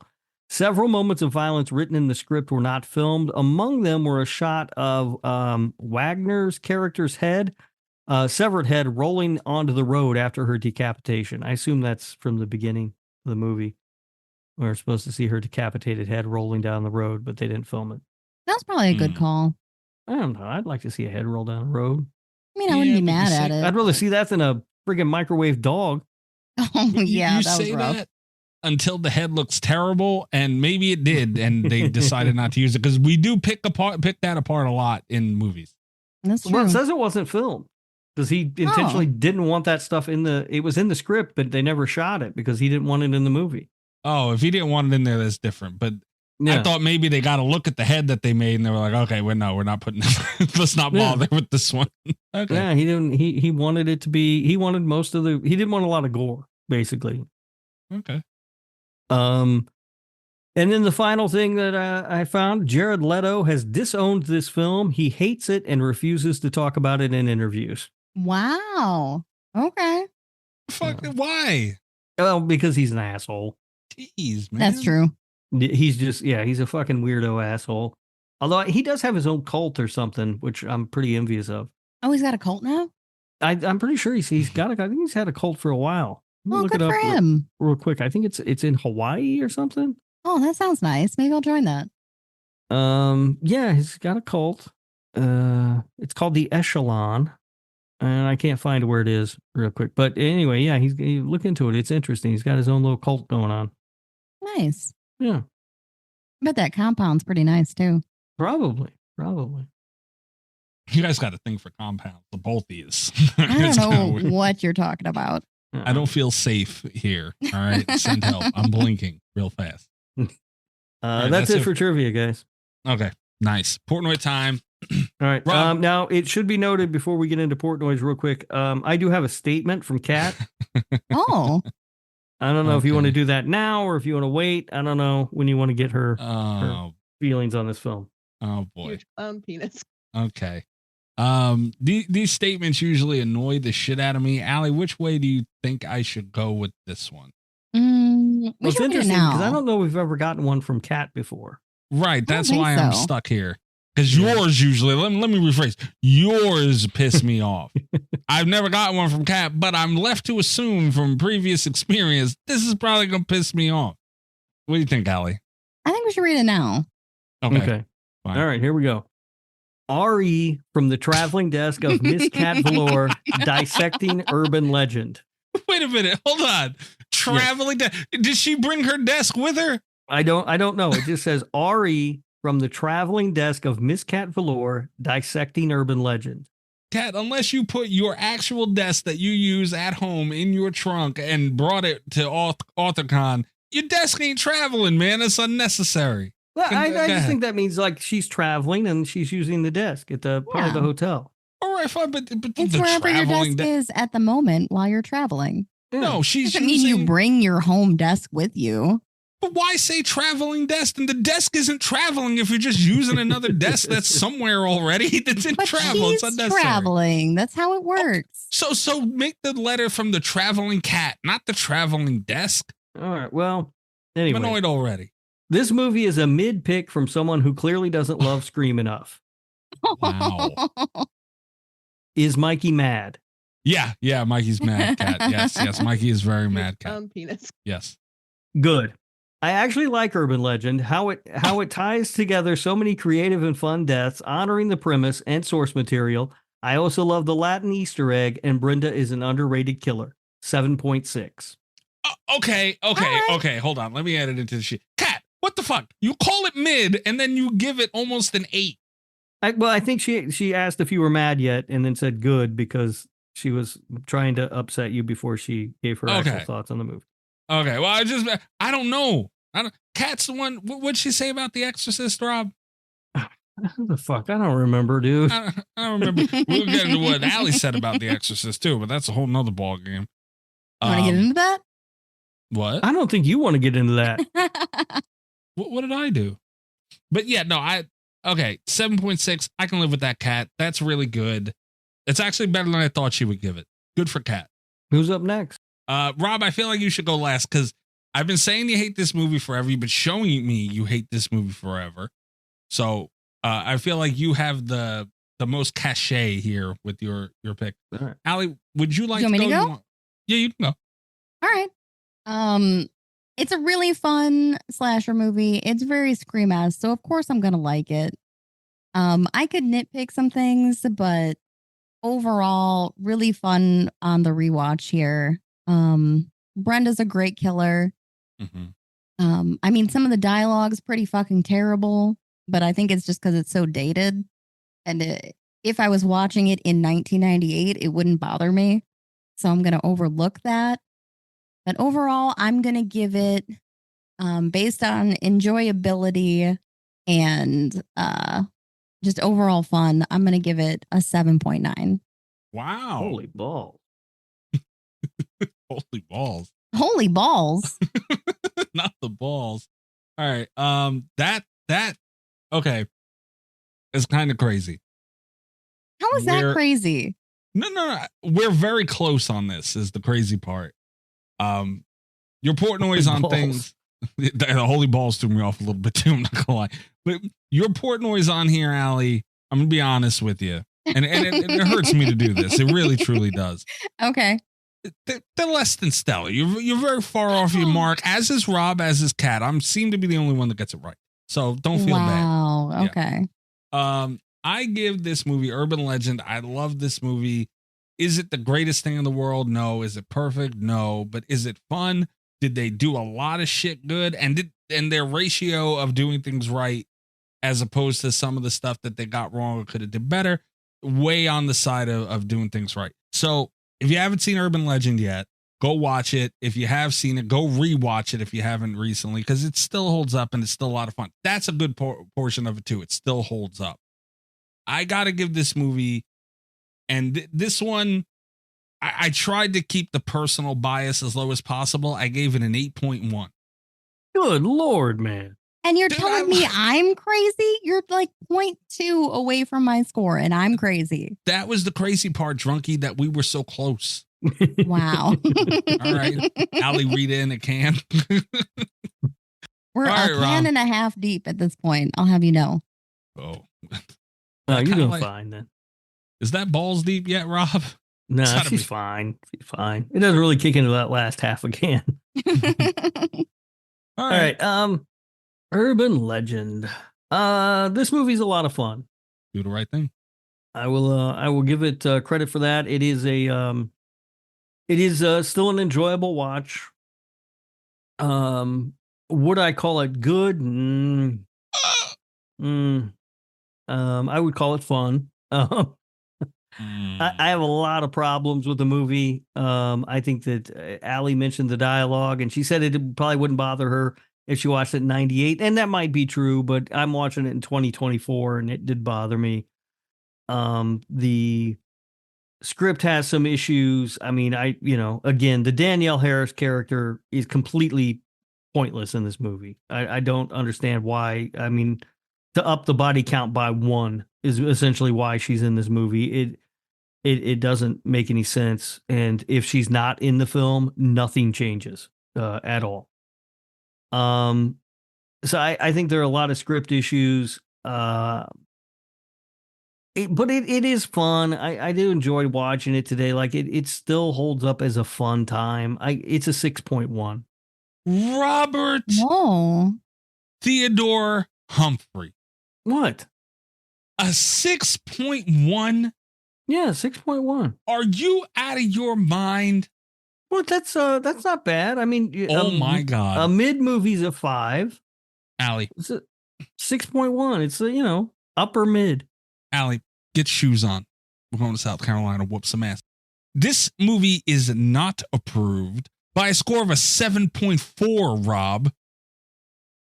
Well, that's unfortunate, isn't it? As all the listeners know, there's a 7.5 to be approved. You dirty son of a bitch. If you would have given it even just a 6.2, we'd be at a 7.5. You dirty bastard. Why is it so low? Because that's the score that I came up with after I watched the movie. I was like, it's a 6.1. Your score is wrong. How? You hate this fucking movie. I don't hate the movie. I said I liked it. It's fun. It has problems. This movie undeniably has problems. I said it was fun. I enjoyed it. I gave it a 6.1. That's not a bad score. 6.1 is not a bad score. And then you turned it around and bent it over the counter. You stopped Urban Legend from being approved by 0.1. I did. I'll be honest with you. I had no way of knowing that was going to happen. Motherfucking yes, you did somehow. Yes, you did. You knew what you were doing somehow. What are the odds that this would happen on this movie? Why do you hate this movie? I don't hate this movie. It's 6.1. It's fine. It's fun. I would recommend that people watch it. It's fun. Aly, not approved. Not approved by 0.1. That's fucking crazy. Out of all the movies for this to happen, and we joke about this happening before. We do. Out of all the movies for it to fucking happen to, I want everybody to know, Amber we just talked about Skinamarink not too long ago, gave it a 0.01. That's what it would have took, a whole Skinamarink score to make this thing. Like, really, dude?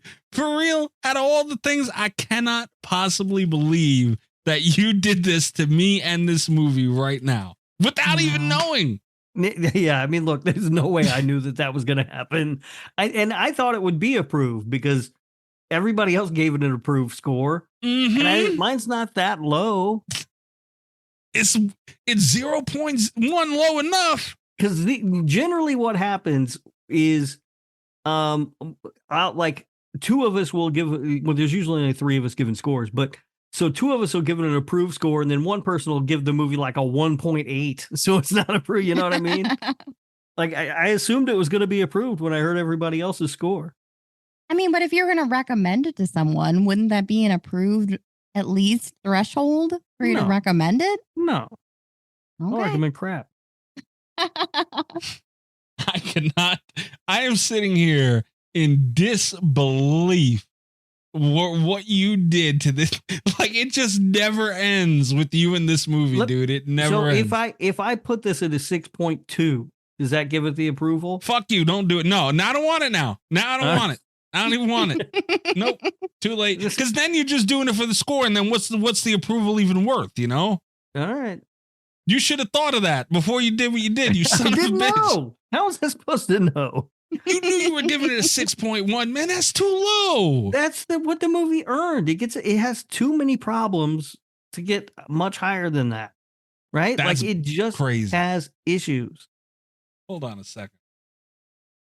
Child's Play 2, that was ridiculous too. You think this is better than Child's Play 2? Yes. Wow, you gave that a 5.3. You gave Rocky Horror a 1.3. Yeah, well. House of the Devil, you gave an 8.2. House of the Devil's amazing. I can't believe you, man. You gave Antichrist a 5.2. We remember what happened in Antichrist, and that got all the way up to a 5.2. But there's a ceiling here somehow. I gave this a higher score than Antichrist. This is more fun than Antichrist. Antichrist is a better movie. A lot more fun. Yeah, nobody tried to cut their piece of deal off in this movie. Nope. Thank God. You gave Tusk a 6.8. Tusk is really good, Mikey. Tusk is very good. I can't even. You gave Perfect Blue a 6.3. I liked Perfect Blue much more than I thought I was going to. Much more than Urban Legend too, apparently. That was a movie I fought all week that I wasn't going to watch. Yeah. Unfucking believable, dude. I am beside myself that like, it would have been better if you gave it like a 1 and it just had no chance. And it's like, fuck you. I hate you. How could you? Like, at least I knew you had a firm grasp on hating it or whatever. here we are again with Urban Legend. We were almost out the door with this ending well, and you fucking ruined it. I mean, it is funny, right? Because I didn't know. I just gave it a 6.1 because that's what it deserves. It's not. Look around at the other scores. Aly, I can't believe this. I gave it higher scores than Rotten Tomatoes or IMDb. That's true. 0.01 is all I fucking needed from you today, man. That's all I needed. Everything else, I just took it on the chin. I needed a 0.01 from you, and I couldn't even get that. God damn, you hate this fucking movie more than life itself, I think. Okay. I don't. That's the thing, though. I don't hate the movie. It's fun. You gatekept it from approval by a 0.01. Not on purpose. I didn't purposely do that. Good Lord, man. And how was I to know you guys were going to give it ridiculous scores anyway? I can't believe you, dude. Everybody follow the show at Slasher Radio on Twitter. I'm not going to get over this one for a while. This is ridiculous. This is why we don't. Everybody wonders why don't you do Cabin in the Woods and do this? And you guys always talk about it. This is why that we don't do these movies that get talked about so much. Because now, goddamn it, I got to live with this. And at Slasher Radio on Twitter, patreon.com/Slasher Radio. Tiers start as low as $3 a month. You can get behind the scenes stuff before, during, after the show, nonsense that doesn't make the regular show. Extra show every week. There's tiers with merch. There's a 1 week free trial, so make sure you go check that out. Support indie horror. YouTube, we're at Slasher Radio on YouTube. We recently became partnered, so if you're listening to this and you use YouTube, even casually, just go drop us a subscribe or a sub or whatever, and it helps us out a lot. I think that's really it for the show. Patreon, this is a good time to get in on Patreon too, by the way, because we have 2 Patreon shows coming up back to back. That is where our listeners decide what we watch. They nominate and vote amongst themselves. We have 0 say. So this is a good time to get in on that. Wolf Cop and another Wolf Cop coming soon. She's allowed to say she's a patron. That's true. That's the problem. If you don't think that's what I'm nominating, you're crazy. Yeah, but the problem is people like Chris and Greg listen to this show. I am aware. And they're going to be sad that you haven't had the pleasure of watching Wolf Cop yet. It's true. I know Greg and Amber are going to be on board. They're going to help you out, Mikey. You know, if any guys, Nesto, Chris, Greg, Will, everybody, if there's ever a time to feel bad for me, like this was just some of the most unfortunate shit that could have happened ever with this urban legend crap. Come on, man. Give me so unbelievably funny to me that is how it worked out. You hate this movie, dude. What are the fucking odds that it would land at a 7.4? Oh man. So close. You know, it's like, you know, in like American Pie and movies like that, where just the worst shit in the world ends up happening to Jim somehow. That's like you with this movie. Like, just somehow, man, you can't get out of its own way with it. No, and I love this movie. Oh, yeah, I could tell. You fucking hate it. So, yeah, patreon.com/Slasher Radio. I'm at Mikey's Dead on Twitter if you want to check me out. You can also check out the show that I still do with Little Miss Huge Clown Penis. Allegedly. Aly That's right. Surreal. We're watching The Ring. Oh, Rob, did you hear that? She's one step away. Mark, you doing a kid. We're watching The Ring, goddammit. We're watching The Ring. You can check that out wherever you listen to Slasher Radio. I am catching up on stuff, and we are going to be doing that soon. I do miss doing that show, even though I have to deal with Brian, the pain in the ass, and Aly. You can also check out Kat at @Kat_Valor, VOLEUR. You can check out katvalor.com for all her books and stuff. She is at AuthorCon now. So if you weren't able to get out there, make sure you check out our website and support her work. God damn it. Rob, what about you? You can find me on Twitter at RadioRob123. And you can listen to the other show that I do with Kat, the Nick fucking Woo Cagecast. That's Nick effing Woo in your podcast players. We did finally release our episode on Sunny. It was a little late because I got sick and there were just things going on. And because Kat is traveling, I have no idea when the next episode's going to come out. It's kind of throwing things off, but we are promising hopefully soon to release our episode on adaptation. That's disgusting. Right? How are you gonna have a whole show and not know when the next episode's coming out? That's ridiculous of you. Imagine.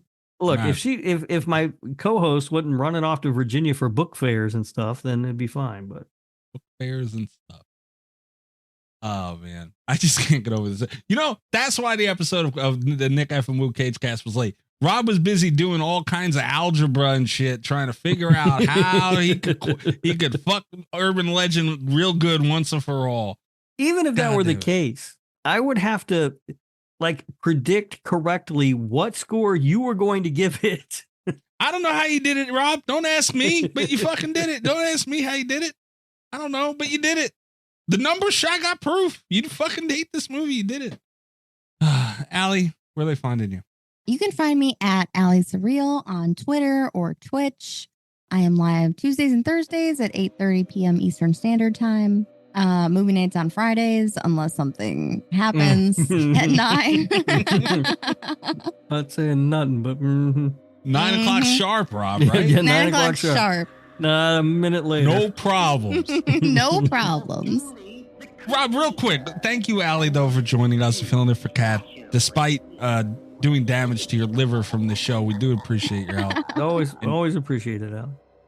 Rob, do you think she redeemed herself at all? She had a rocky start earlier. I think so. I think she did a good job. You do? All right. I do. Confirmed lifeblood of Slasher Radio again? Yes? Yeah, absolutely. Let's Lifeblood go. of Slasher Radio. Aly, so you're aware, no matter how many times you get him to say that, I still have this button. Rude and lazy, Aly. She's no longer the lifeblood of Slasher Radio at this point. That's old news, though. So I'm just saying. It doesn't matter. The button that knows no time. It does know time. It's dated and it's old. You're drunk. Yeah, I am drunk. All right, guys. Patreon show next week. Margarita in a can claims another one. Good night from Slasher Radio. That's funny as shit. Heidi-ho. Heidi-ho. All the best of Slasher Radio podcast.